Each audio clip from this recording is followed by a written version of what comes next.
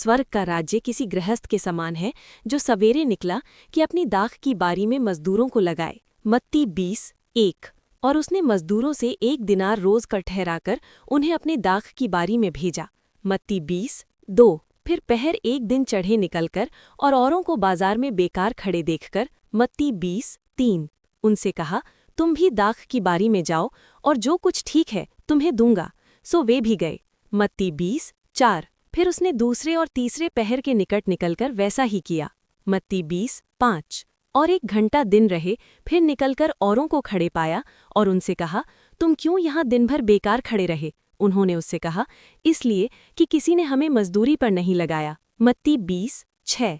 उसने उनसे कहा, तुम भी दाख की बारी में जाओ। मत्ती 20:7। सांझ को दाख बारी के स्वामी ने अपने भंडारी से कहा, मजदूरों को बुलाकर पिछलों से लेकर पहलों तक उन्हें मजदूरी दे दे।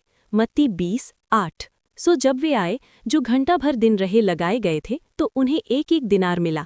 मत्ती 20:9। जो पहले आए उन्होंने ये समझा कि हमें अधिक मिलेगा, परंतु उन्हें भी 1 दिनार मिला। मत्ती 20:10। जब मिला तो वो गृहस्थ पर कुड़कुड़ा के कहने लगे। मत्ती 20:11। कि इन पिछलों ने 1 ही घंटा काम किया और तूने उन्हें हमारे बराबर कर दिया, जिन्होंने दिन भर का भार उठाया और घाम सहा। मत्ती 20:12। उसने उनमें से एक को उत्तर दिया कि हे मित्र, मैं तुझसे कुछ अन्याय नहीं करता। क्या तूने मुझसे 1 दिनार ना ठहराया? मत्ती 20:13। जो तेरा है उठा ले और चला जा। मेरी इच्छा ये है कि जितना तुझे उतना ही इस पिछले को भी दूं।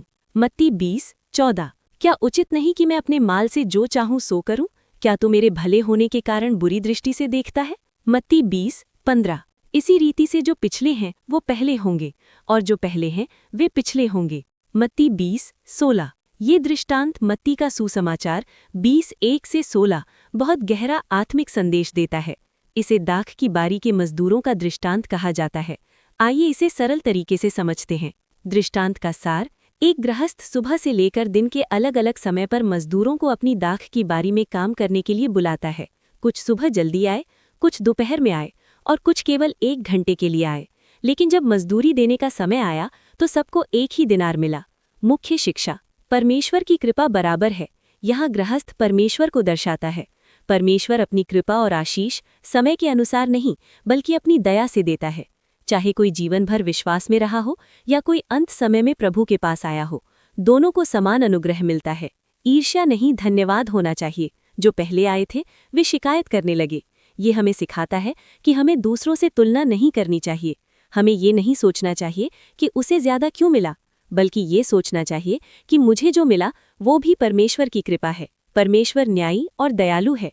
गृहस्थ ने किसी के साथ अन्याय नहीं किया क्योंकि उसने पहले से तय मजदूरी दी, लेकिन उसने अधिक दया भी दिखाई। इसका मतलब परमेश्वर सिर्फ न्यायी ही नहीं बल्कि दयालु भी है।